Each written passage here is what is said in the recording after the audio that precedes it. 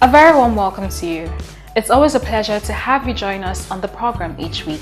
As you know, we are your source for all the latest information and happenings in the world of insurance. I am Margaret Mary Osiobor. You're welcome. On the lineup this week, we begin by joining Faith, who was recently in Accra, Ghana, for an exclusive one-on-one interview with the Ghanaian Commissioner for Insurance, Mr. Justice Yor Ofori. They spoke on a wide range of issues affecting the insurance industry, not just in Ghana, but also in West Africa. Mr. Ofori was of the view that for the insurance industry to overcome the challenge of low awareness and poor perception, the regulators have huge roles to play. Do take a listen. The regulator has a big role to play to instill public confidence. And that can be done by being very strict and fair, open when it deals with insurance companies that try to flout the law or try to be difficult to policyholders when it comes to make payment. On this edition also, we'll bring you highlights of the 2018 Nigerian British Association Annual Lecture Series that took place recently here in Lagos. The theme this year was Agriculture, the New Gold Mine, taking advantage of the opportunities. Insurance is beneficial to every agri-practitioner and indeed every business because it guards you against losses. It makes life easier.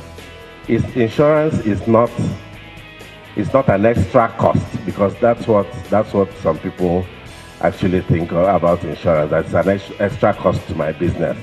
Plus, of course, all the other extras we bring you each week on the program. So sit back, relax, and enjoy the lineup. Details in just a moment. Please stay with us.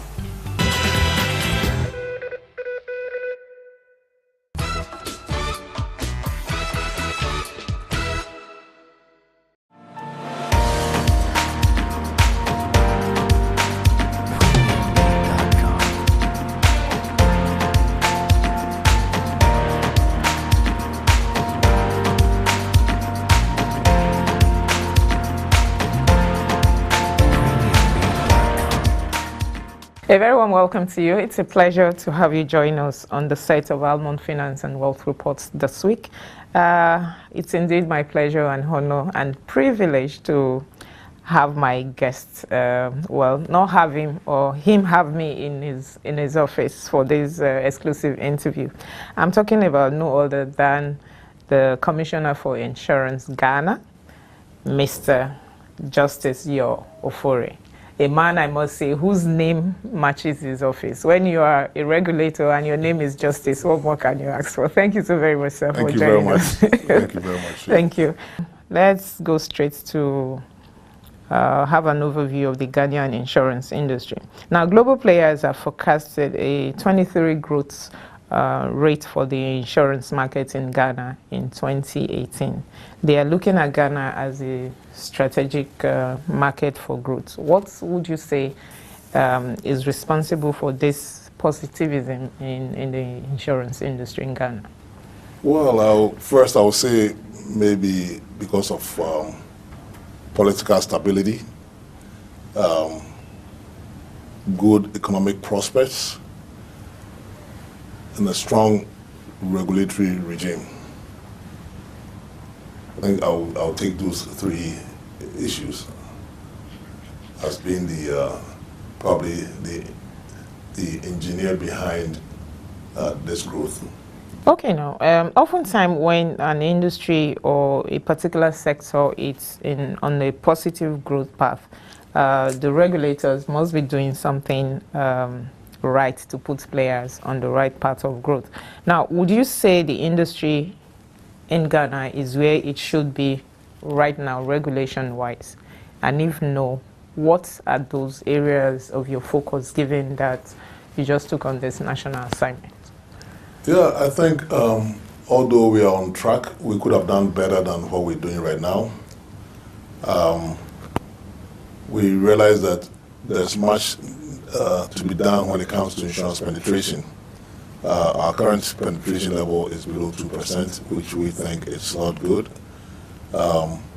We realize that we haven't been able to digitize the way we do insurance. We still do a lot of things on a manual basis. And I know there are a few companies that still does things manually. I think these are the challenges. If we look at more campaign towards the sale of microinsurance and agri insurance, we think it would actually increase our insurance penetration level, because we believe that majority of our population fall within the low income group, and microinsurance and agri insurance will be the products that will be meant for them.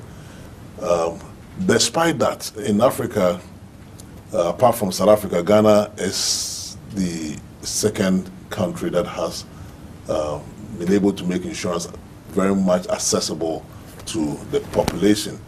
Currently, we have about 7.2 people on our market having access to insurance, and we think it's a very good.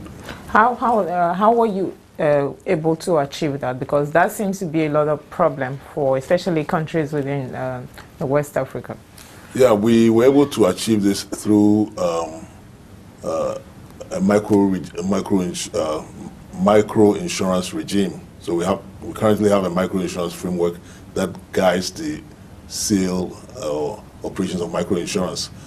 We realized that with much education, and as I said, making ourselves more accessible to the populace, and also making people have more confidence in insurance through strict regulation, has actually led to the achievement of this penetration level.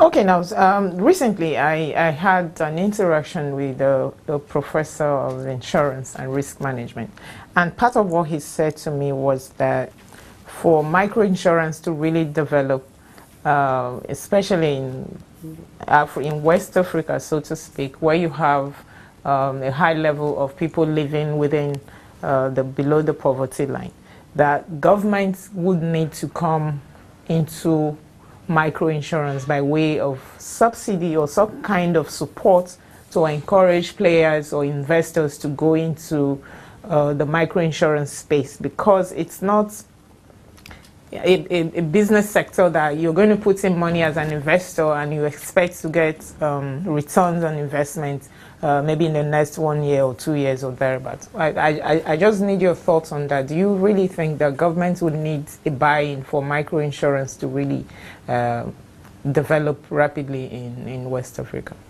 Yeah, yes and no. In Ghana, microinsurance is not supported by government. It's privately run. And also even agri insurance, we have agri insurance which is also privately run. I would say when it comes to agri insurance, with government support, it's good because it also guarantees food security. The way agri insurance operates is such complicated, because just the weather, change of weather can actually lead to a lot of losses. So you need government backing to actually make sure that there's food security. Already we know our government actually provides some kind of assistance to farmers, but it's not actually married to agri insurance. When it comes to microinsurance, they are being run by privately owned insurance companies, and some of the companies are doing well. It's become a profitable business because they are using digital means of selling the products and also paying premiums. So we have companies like Bima and MicroInsure, which have the network to assist in the premium collection and the payment of claims, and that is actually that has actually helped with the microinsurance business. Their marketing is normally done through trade associations instead of going to individuals because of the low premiums that are being collected and the cost of doing business.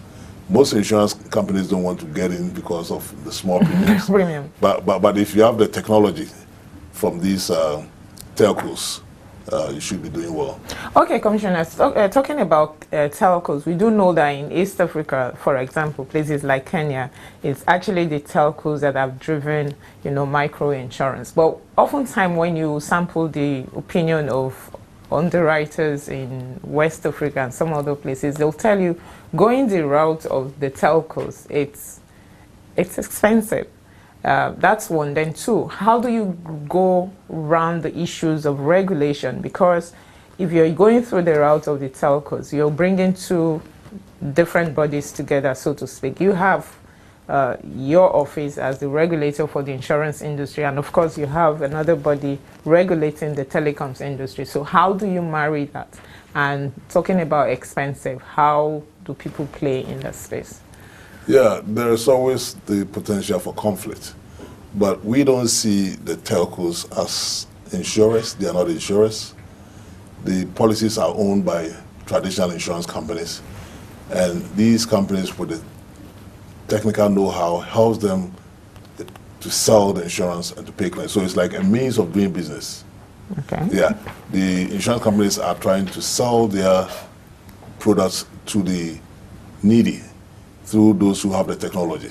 Okay. Because they cannot do it on the ground. If you do it on the ground, it becomes too expensive. So it's a tool for doing the job. So it's just like having a computer or a telephone to help you call somebody instead of walking to the person's home. Okay. So they are not insurance companies, but they are a tool to actually aid in the insurance business. Okay. Yeah. But given the insurance is not, as you said, if I buy a product via the telcos and I suffer a loss, as the insured, who do I cry to? Is it the telecoms company or the insurance company? And when there are conflicts between customer and, of course, that borders on customer service, who is the ombudsman? Is it the insurance commissioner or the telecoms operators? Yeah, we don't control the telcos, but they are doing business with somebody who is insured. Okay. So we do sampling of the market to know how they fare, customer satisfaction. Okay. And if we have issues, we relate it, we pass it on to the insurance company. Then they can deal with the telcos that they are doing business with. The nature of modern business is such that you always work with somebody, and there's always some kind of overlapping in irrespective of the separation of industry. Insurance companies can never operate without telcos, or cell phones, means of communication, using the telephones, using the internet and social media. They're also being controlled by other entities, and we are using. So we have to find a way where we can all play together as a team, and also we should know our boundaries. When it comes to customer service, yeah, the customer knows, although he's buying a product of an insurance company, the face they see is the telco rep who is actually helping them buy the insurance through their mobile phones. Okay. Yeah. So if they have a challenge, they communicate through the telcos, and then it comes to us. The claims are paid by the insurance companies through the telcos. So it's about going digital. You see, as we say, we are now in a digital age. So it's sometimes very difficult to explain, but it's working. we don't see our faces, but business goes on. Yeah. Okay. They deduct it from the deduction is done right from their phones, and when there's a payment, it's paid through their phone. I mean, it's a complex. The world is going digitized, so. And it's also going complex. Yeah, it's getting complex, and if you try not to adjust, you'll be left behind. Okay. Yeah. Okay, sir. Over the years, I do know that insurance regulators globally, they've toiled with different approaches of regulating the insurance industry. Not all approaches have achieved much success. However, risk-based supervision is on the cards for insurance regulators at the moment globally. Do you think that holds the magic wand for the insurance industry? Well, it's a new way the International Association of Insurance Supervisors recommend, and they are actually the lead in the world. They've tried and tested so many systems, and they think that is the way to go. Previously, it was more rule-based, whereby these are the rules, you obey the rules, and we do our checklist. everything is okay, and then you go. But satisfying the checklist doesn't mean that you are doing the right thing, or it doesn't mean that you are solvent enough to pay. So the risk base actually makes us take every operation of the company into account, from employment, staffing, membership of the board, the type of business they do, the underwriting, reinsurance portfolio.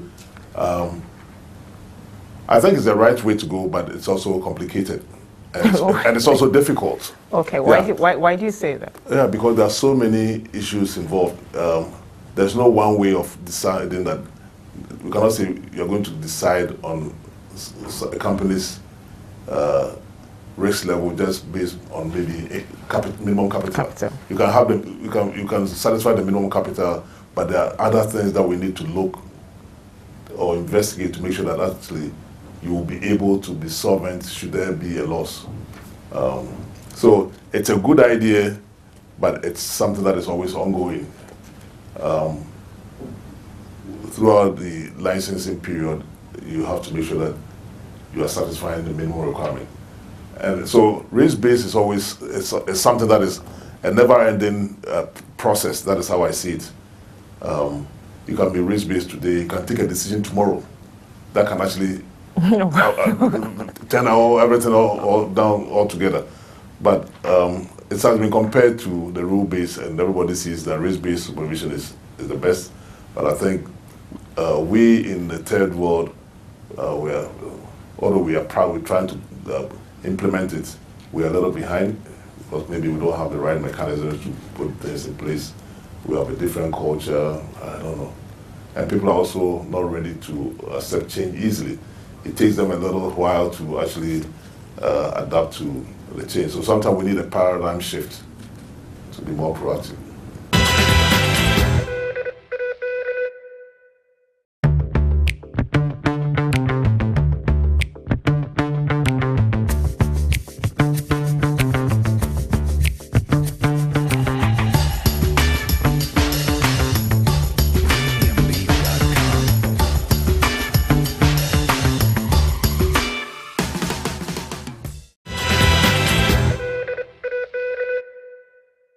Alright, welcome back. Moving on now, we bring you highlights of the Nigerian British Association lecture series that took place recently in Lagos. Speakers at the event were Mr. Antti Ritvanen, Country Manager, Dizengoff, and also Mr. Bismarck Rowan, Managing Director, Financial Derivatives. Now, there is no doubt that agriculture can reduce the unemployment figures in Nigeria, but there are certain fundamental infrastructure that must be provided by the government if the sector is to contribute meaningfully to the economy. Happy viewing.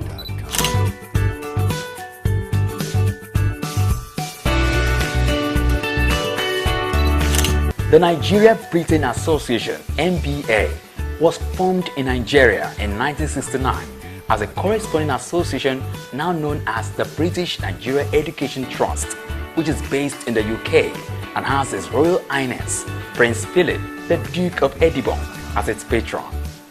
In 2009, the association was incorporated as a trust, a non-profit making organization dedicated to developing relationships between individuals and organizations in Nigeria, Britain, and the Commonwealth residents in Nigeria. The association also organizes social, cultural, and business activities designed to bring together friends and associates from Nigeria, Britain, and the Commonwealth with a collective vision to impact positively on the community. The NBA recently put together its 2018 annual lecture series at the Ajib Recital Hall, Musan Center. The theme was Agriculture, the New Gold Mine, taking advantage of the opportunities. Lead speaker was Mr. Bismarck Rowani, Chief Executive Officer, Financial Derivatives Company.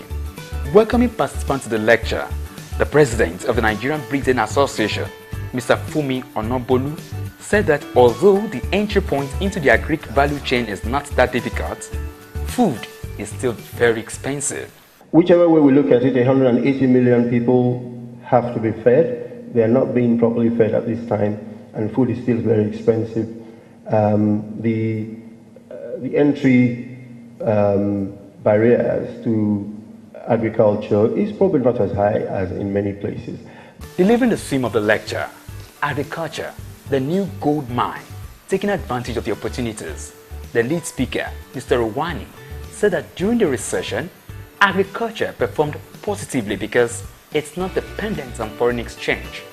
During the recession, you see, this is a recession where we had negative growth.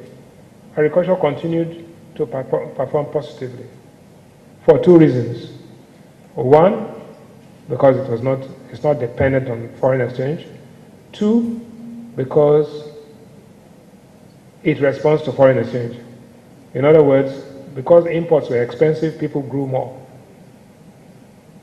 People grew, they planted more, so it is responsive to foreign exchange rate, because you don't bring it. Yesterday I went somewhere and, believe it or not, I asked for the Nigerian oranges, and they said it's finished, but they had imported oranges from South Africa. Quite frankly, the imported oranges are there, but they were grown, stored, and transported to Nigeria. They tasted sweeter, but not as nutritive. It was very clear. But why were the Nigerian oranges finished? Because the demand for those oranges were actually higher. Although the Nigerian Britain Association has a natural outlook, its activities have been primarily focused on Lagos. In his presentation, Mr. Ante Ritzbonen, country manager, Dizengoff, said that Nigeria should not worry so much about exports, but focus on feeding its local market to reduce imports. The point is that the export is really very, very little. And my personal view, when we talk about, I don't think we should be, as a first step, worry so much about the export. I think we should be actually focusing, filling the local market, you know, reduce the import. So, I mean, let's fill in the local market and local demand. And when we've done that, that's when the next step can be then to focus on exporting. Okay, so then, you know, what are the kind of, but I think it's like a really, farmers really need far more information, they need trading, they need education. I think that is definitely something which, if we want to move forward, then that is really, and sharing information, sharing, you know, research results, and sharing best practices, sharing good ways to farming. That is something where there is a lot of work to be done. Our production. Given the high-level presentations, some of the participants had questions. We need to have post-harvest technology. We need to educate our farmers, you know, with post-harvest biology and packaging. We buy things by the eyes. Other speakers were Mr. Olisa Mokelu of the Nigerian Agricultural Insurance Corporation, who spoke on the benefits of insurance covers to farmers, and a host of others.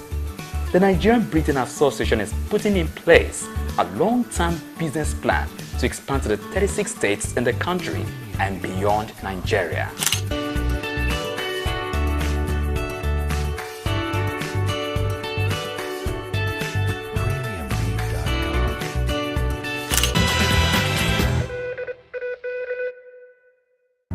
And that is our time on the program this week. Many thanks for joining us. But do keep a date with us next week, same time, same station, for a fresh package.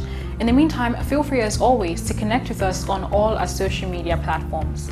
We are ever breaking new grounds. This time, our Pidgin English program, Waiting Insurance They Do Serve, now airs on Odenigbo FM 99.1, Obosi, Anambra State. So tell your folks in Anambra to listen in every Thursday by 12:30 p.m.